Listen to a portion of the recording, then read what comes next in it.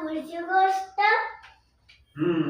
पुढची गोष्ट तर आपण मागच्या गोष्टीत पाहिलं, मागच्या ह्याच्यापर्यंत की राणा सांगाच्या मागे लागला होता कोण?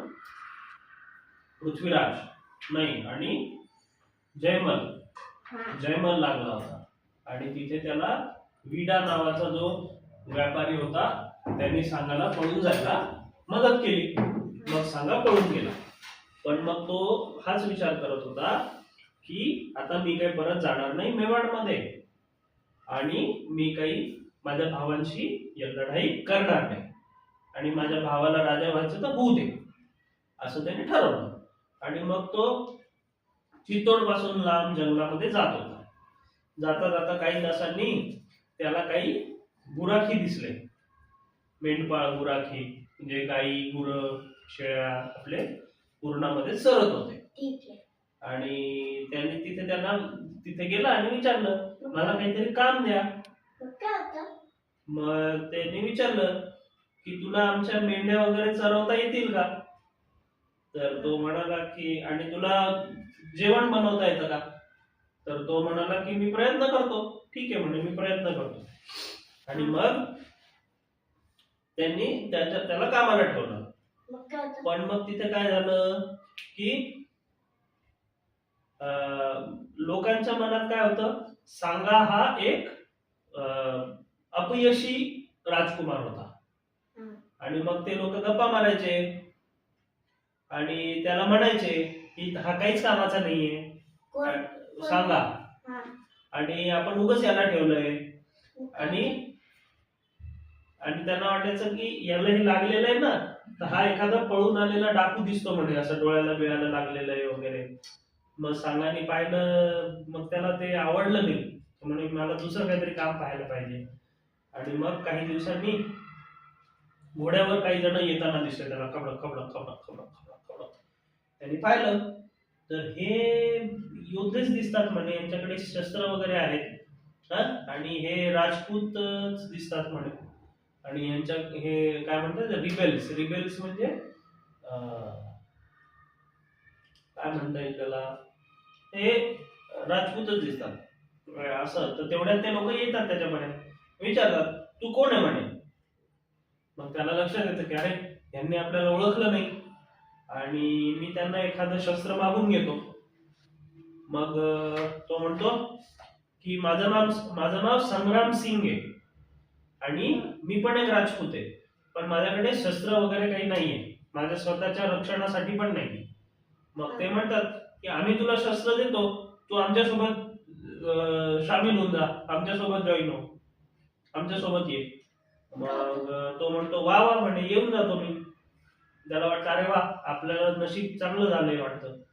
मग ते म्हणतात की चल आता माझ्यासोबत, मग आम्ही आमच्या जो आमचा बॉस आहे त्याच्याशी तुझी भेट करून देतो. मग सांगा त्यांचा जो चीफ होता, चीफ करमचंद, म्हणजे त्यांचा मोरक्या, त्या सगळ्यांचा ते जे आले होते त्यांचा बॉस असतो करमचंद कडे घेऊन जातात.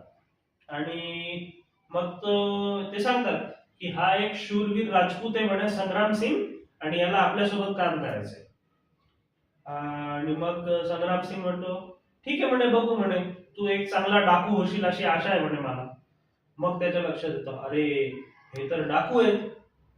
मग सांगा थोडासा हे करतो, त्याला थोडासा संकोच वाटतो. मग तो काय करतो, करमचंद त्याच्या मुलीला बोलावतो आणि म्हणतो की हा संग्राम सिंग आहे, याची काळजी घे म्हणे, याला दाखव म्हणे कुठे राहायचं वगैरे सगळं. ती म्हणते ठीक आहे, आणि मग त्याला घेऊन जातो. मग पुढे संग्राम सांगा आणि करमचंदची मुलगी हे दोघं प्रेमात पडतात. आणि मग एक दिवस काय होतं, तो एकटा बसलेला असतो विचार करत असाच सांगा. तर ती येते तिथे, विचारते तू एकटा काय करतोय म्हणे. तो म्हणतो मी विचार करतोय. मग ती विचारते कशाबद्दल विचार करतोय. तो म्हणतो की मला हे जे काय आपण करतोय हे मला आवडत नाही म्हणे, मी जे काय करतोय ते. मग ती म्हणते मला पण नाही आवडत. मग तो तिला म्हणतो, मग एक काम करू म्हणे आपण, हा तू माझ्यासोबत चल म्हणे, आपण लग्न करू आणि दुसरं काहीतरी करू. मग त्याचा मारू नावाचा एक माणूस असतो, करमचंदचा माणूस, तो बघतो आणि करमचंदला सांगतो. आणि मग करमचंदला वाटतं, अरे आपल्यासारखं राहण्यात संग्राम सिंगला काही अशी इच्छा नाही म्हणे, म्हणजे त्याला आवडत नाही. पण करमचंद मारूला म्हणतो की तू त्यांच्यावर लक्ष ठेव म्हणे. मग काही दिवस जातात असेच, आणि मग एक दिवस मारू येतो जो बोलवायला, लवकर या म्हणे, लवकर या. करमचंदला म्हणतो लवकर या. मारू तो म्हणतो काय झालं. तिकडे काय होतं, तो संग्राम सिंग असा झोपलेला असतो झाडाखाली एक, आणि एक असा मोठा नाग त्याच्या डोक्यावरती असा फणा धरून थांबलेला असतो. त्याला ऊन लागू नये त्याला ऊन लागू नये म्हणून असा ते असा झोपलेला असतो तो सांगा, त्याच्यावरती असा नाग फणा काढून असा थांबलेला असतो. मग ते बघून तो काय म्हणतो, अरे याचा अर्थ हा खूप मोठा राजा होणार आहे म्हणे, पण हे शांत बस म्हणे, कोणाला सांगू नको, असं म्हणतात. आणि मग त्याला वाटतं की वा वा वा, माझ्या मुलीने किती छान मुलगा निवडलाय, असं करमचंदला वाटतं. दुसऱ्या दिवशी काय होतं, तो विचारतो कोणाला, सांगायला, करमचंद, की मला कळलंय म्हणे की तुला हे डाकूगिरी करणं आवडत नाही. तो म्हणतो हो म्हणे, मला आवडत नाही आणि तुझ्या मुलीला पण आवडत नाही म्हणे. मग तो विचारतो तुला कसं माहिती. तर सांगा म्हणतो की तिनेच मला सांगितलं. मग म्हणजे तुम्ही एकमेकांना भेटत होतात का म्हणे. सांगा म्हणतो हो आम्ही भेटत होतो आणि मला तिच्याशी लग्न करायचंय. मग तो म्हणतो ठीक आहे म्हणे, तुम्हाला माझी परवानगी आहे, हा आणि फक्त तिला तू सुखात ठेवायचं. तो म्हणतो तू माझ्यावर विश्वास ठेवू शकतो, मी सुखातच ठेवी. मग पुढे काय होतं, त्यांचं लग्न होतं आणि करमचंद येतो आणि त्याला एक नाईक म्हणून पदवी देतो, की तू आजपासून आमच्या या समूहाचा, डाकू गँगचा नाईक आहेस म्हणून असं त्याला तो देव करतो. पण तो म्हणतो मी नाही घेऊ शकत म्हणे हे, कारण की मी मेवाडचा राजा होणार आहे, त्यामुळे मी हे काही घेऊ शकत नाही, नाईक वगैरे मी नाही होऊ शकत कारण मी राजा आहे. तर तो म्हणतो राजा, हे फार लांबची गोष्ट झाली म्हणजे, राजा कसा होशील तू. तर तो सांगतो की ही लांबची गोष्ट राणा सांगासाठी नाहीये म्हणे. तो म्हणतो राणा सांगा म्हणजे प्रिन्स राणा सांगा.